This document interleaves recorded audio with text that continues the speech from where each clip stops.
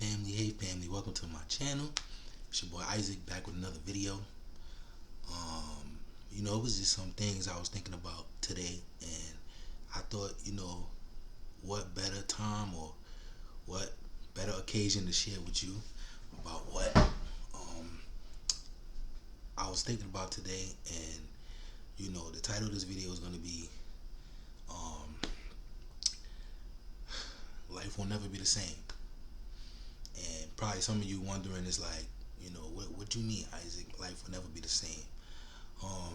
Basically, the life that we knew, life as we knew it before, the pandemic, and even after, this is, over with, whenever it is, whenever God decides that He gonna lift this, it's never gonna be the same again, man.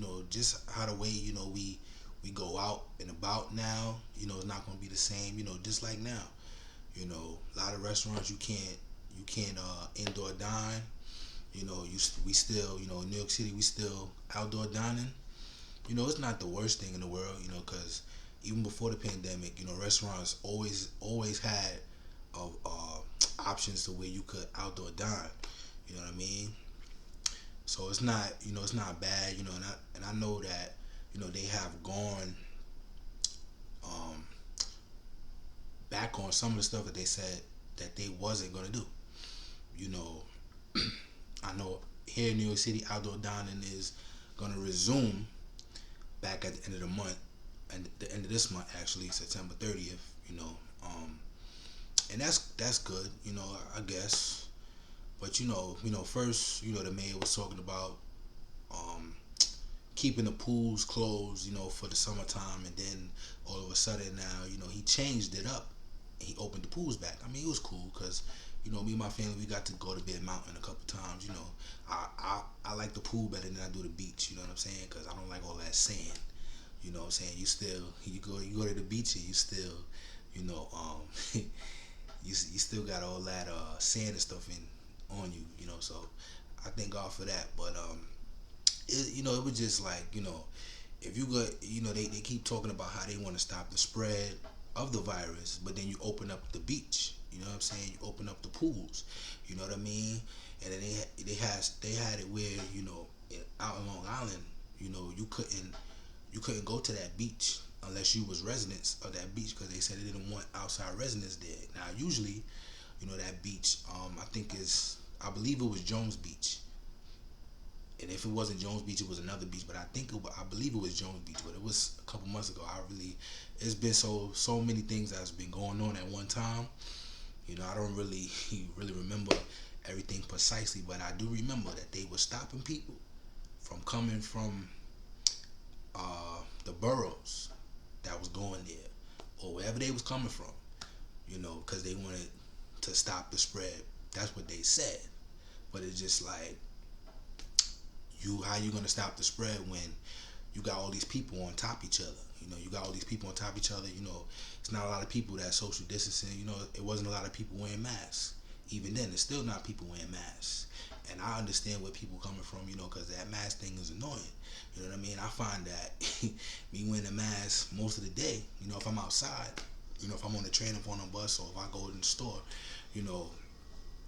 it's annoying because I find that I can't hardly breathe with it on versus it off. So I get why people wouldn't want to wear the mask, but I mean, it's to, like they say, it's supposedly supposed to keep you and other people safe, but that's, that's one thing, with the restaurants and stuff and the pools and stuff. And it's like, some people was actually more upset that they couldn't indoor dine in a restaurant than actually, kids going back to school.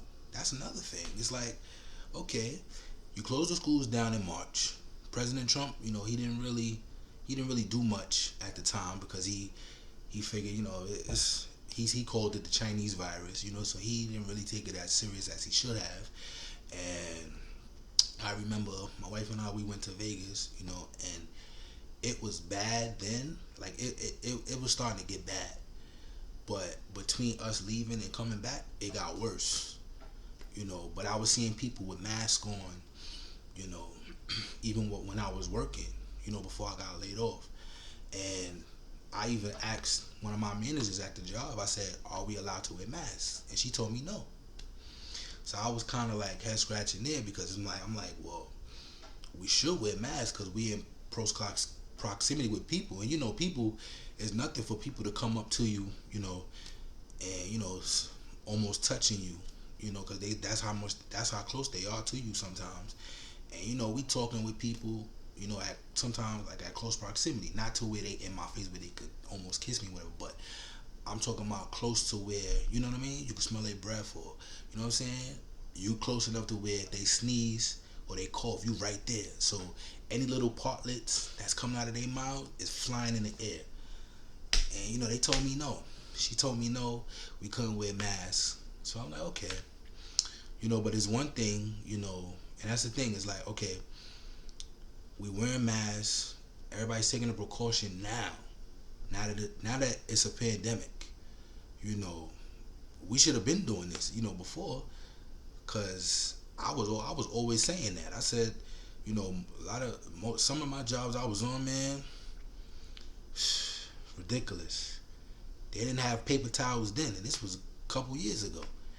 They didn't either didn't have paper towel. They might not have had toilet paper or soap to wash your hands. So it's like, what you want people to do? We should have been taking precautions. Don't wait till a worldwide pandemic happened and everybody want to buy a Lysol, everybody want to buy the wipes, and everybody want to buy detergent and whatnot. Everybody want to act like they so germ. They want to be germ free now. Now that it's a pandemic. And it's just mind boggling because, a lot of times, you tell people about what's going on and they don't, 9 times out of 10, they're not listening to what you're saying until it really get out of hand, where now you forced to do it. Now you didn't want to do it and you should have did it. You could have did it, but you didn't want to do it. So now you forced to do it. And it's just, it's ridiculous. You know what I'm saying? So, life as we knew before the pandemic, during, and even after this, it's never going to be the same. You see, in the sports world, there's no fans. Baseball's going on, there's no fans. Basketball's going on, there's no fans. I don't know about hockey. I don't really know about the NFL, if they got fans or whatnot, but they're trying their sports, they try to, let it go as usual, but, it's just, it's mind boggling, you know what I mean? And it's just crazy, going back to the restaurant thing, it's like, some people got mad because they couldn't endure a dime. And it's like, if you go to the same place most of the time, it's like, you ain't really missing nothing, you know what I mean?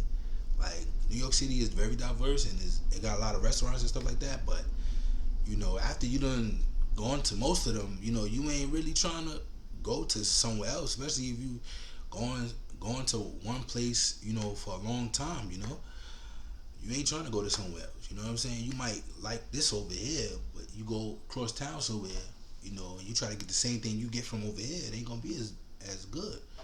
But I feel like we could cook our food home a lot more anyway, because we spend a lot of money out anyway going to restaurants. You know what I'm saying? You ain't getting no meal no less than $15 when you go to a restaurant. That's like the minimum. And sometimes some restaurants don't even come with sides. You might have to order it separate. And then most people when they go to restaurants, what they order, the first thing they order, they look at the starters. They look at something they could nibble on, until the food comes. And sometimes, them starters be good, man. I'm telling you, it's the anointing in the starters, man.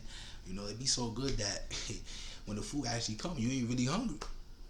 But just think, like, your meal might be 15, 16 all together, with the sides or whatever, or just without. You know what I'm saying? And then you got the sliders. The starters. And now you paying over $20, $25, and then not to mention the drinks and stuff. So it's like and I know this pandemic it was very eye opening for a lot of people. You know what I mean? Because a lot of people fell into depression. A lot of people fell into frustration. A lot of people, they wasn't used to not having interaction with people. You know what I mean? For a lot of people, that was killing people.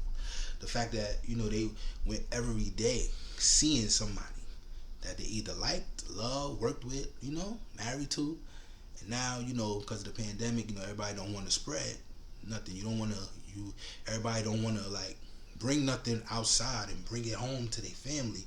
So then you had husbands and wives, you know, quarantining in the same house, but can't they can't sleep in the same room together, or the husband got to be upstairs, the wife got to be in their room, in their bedroom, or the wife upstairs, the husband downstairs. Husbands and wives wasn't able to see their kids like that, because they didn't want to interact with each other, you know, like that, or come in close proximity like that, you know. But it has, in one sense, is a good thing because it allowed family to be more together, closely together than they usually would. Because in this country, in America, most of us work, so a lot of times we have different schedules anyway. So your wife may be working in the day shift, the husband may be working the night shift, so you pretty much coming and going. By the time one of you get off, one is going into work, and by the time one is going into work, one is coming off work, coming home. So you kind of missing each other, and you don't really see each other, a lot of times, or you didn't spend a lot of time with each other like that. So that was the positive part.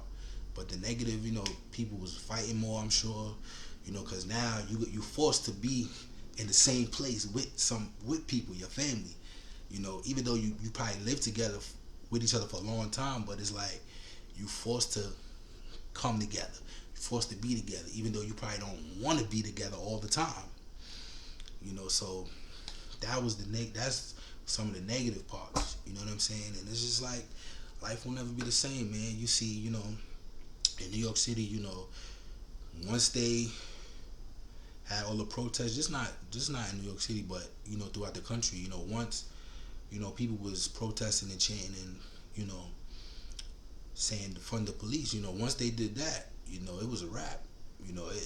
It's been crime all summer long, people been getting shot at, people been dying, you know what I mean? It's shootings every day. And it's not just one or two, it's like quadruple, triple and quadruple and more, and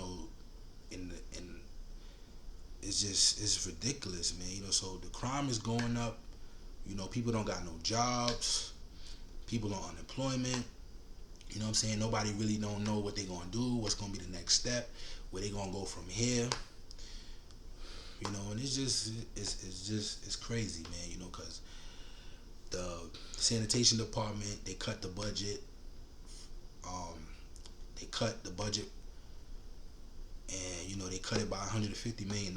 So now the garbage is overflowing, more than it ever was. You know what I'm saying? It got so bad to where people in certain neighborhoods, they was taking it upon themselves, and they was getting a committee together to clean up, because it was getting so bad. You know what I mean? It was smelly. It was a lot of rats and rodents. I'm sure more now than before, because they're not really coming to pick up like that. You know what I mean? And the commissioner, Catherine Garcia, she stepped down. I don't know. She stepped down. She felt like she couldn't. I guess it probably got too stressful for her. She couldn't take it no longer. So but the thing is, they're using the pandemic as a way to say, we gotta cut this, we gotta cut that, because they disbanded the anti-crime unit for the NYPD.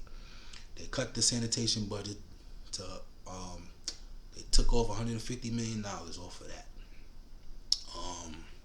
What else did they do? They also it was the police. They disbanded the anti-crime unit for the NYPD. The commissioner of the sanitation department stepped down. They cut the budget to $150 million.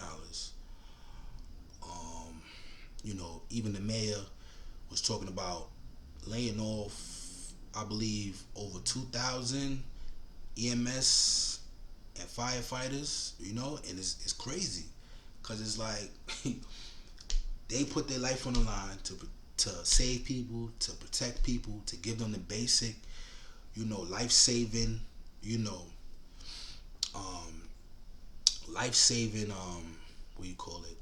They give them the basic life saving um, skills. I would say, well, not really skills, but they training into action every day. You know what I'm saying? And a lot of times it's a thankless job.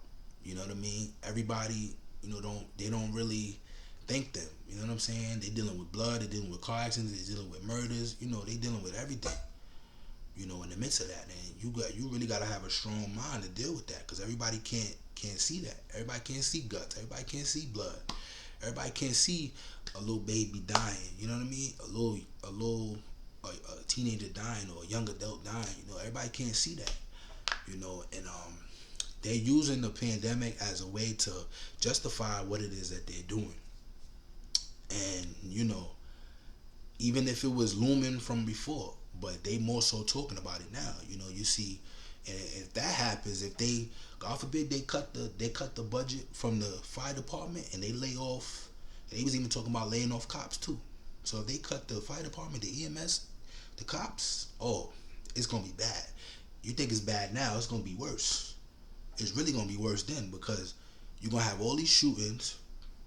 You're gonna have all this crime going on, and you're not gonna have a lot of manpower that you would normally have to at least not stop it, but at least get a hold on it. You know what I mean? And it's gonna be a lot. It's gonna be a lot. It's gonna be a lot, man. It's gonna be, it's gonna be crazy. You know, um, they're using the pandemic as a way to justify what they're doing. You know what I'm saying? They even talking about they have a coin shortage. I don't believe that. I feel like if it's not implemented already, they're taking the steps to move towards a cashless society. You know what I mean? Cashless society. A lot.